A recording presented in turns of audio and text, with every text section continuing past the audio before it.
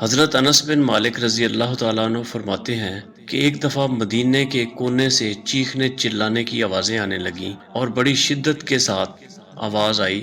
ہم نے نیزے، تیر، تلواریں اور ساری چیزیں جمع کرنی شروع کر دیں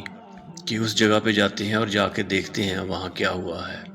وہ بتاتے ہیں کہ جب ہم تمام تیاری کر چکے تو ہم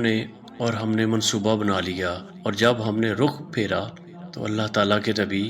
حضرت محمد مصطفیٰ صلی اللہ علیہ وآلہ وسلم وہاں سے واپس آ رہے ہو۔ حضرت انس بتاتے ہیں کہ حضور نبی کریم صلی اللہ علیہ وآلہ وسلم حضرت ابو طلحہ انصاری رضی اللہ تعالیٰ عنہ کے گھوڑے پر سوار تھے۔ گھوڑے کی پشت پر کوئی چیز نہیں تھی، یعنی کوئی کجاوا وغیرہ، کوئی کپڑا بھی نہیں ڈالا ہوا تھا۔ گھوڑے کی ننگی پشت پر آپ صلی اللہ علیہ وآلہ وسلم سوار تھے، ہاتھ میں ایک نیزہ تھا، اور حضور نبی کریم صلی اللہ